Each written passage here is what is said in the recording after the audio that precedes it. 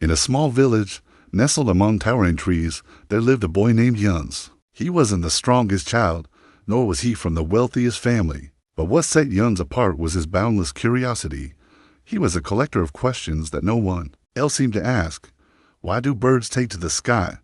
Why are people so afraid of the dark? And the biggest mystery of all, why do adults seem to pack away their dreams as they grow older, letting them gather dust like old toys in an attic? At the very edge of the village, where the manicured gardens gave way to wilder nature, stood an old, abandoned house. It was a place of whispers and warnings.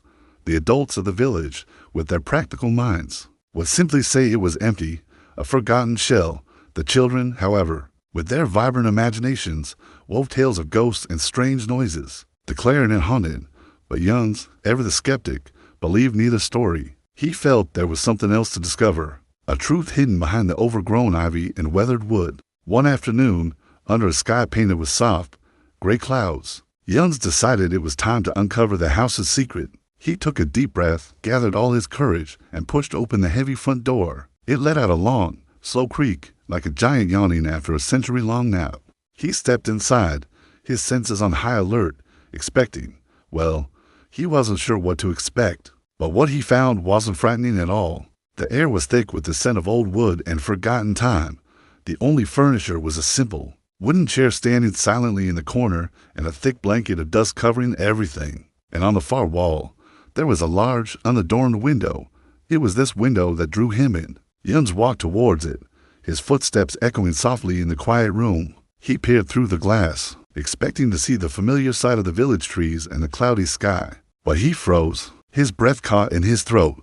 The window didn't show the world outside. Instead, it showed him, but not the him he knew. This reflection was older, the lines on his face etched with a weariness he had never felt. The eyes looking back at him were filled with a deep, profound sadness. His heart began to pound against his ribs, a frantic drumbeat in the silent house. He stumbled back, a chill running down his spine that had nothing to do with the cool air of the abandoned home. Just then, a calm, gentle voice broke the stillness. "Do not be afraid," it said. "This window belongs to you."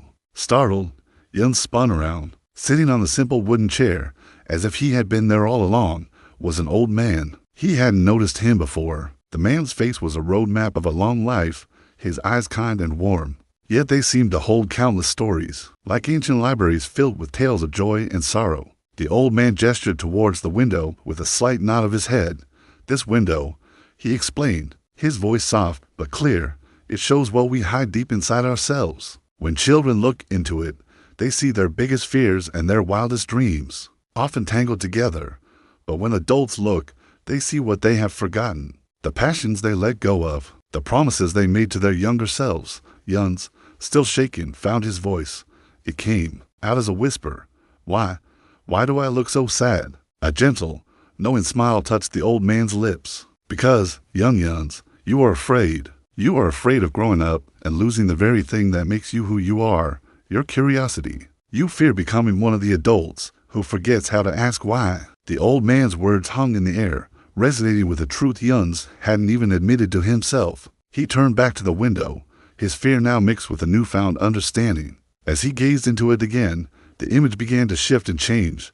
The sad, tired reflection dissolved, replaced by a cascade of new possibilities. He saw himself as a young man, his face alight with laughter.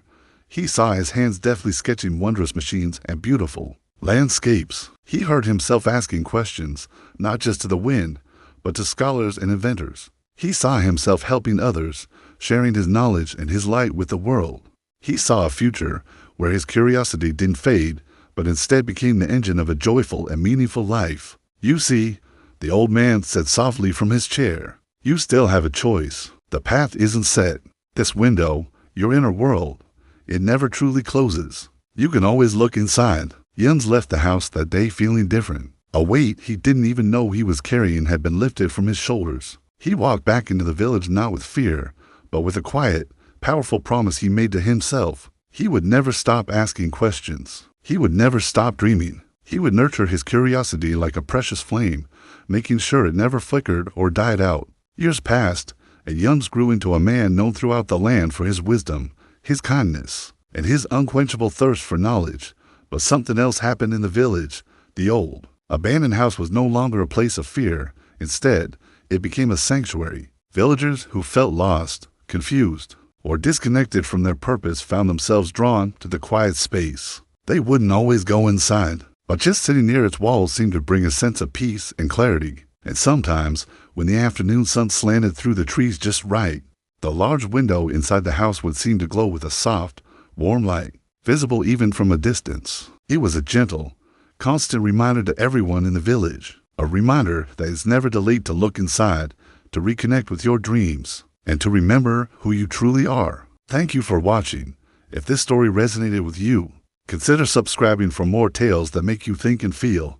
Until next time.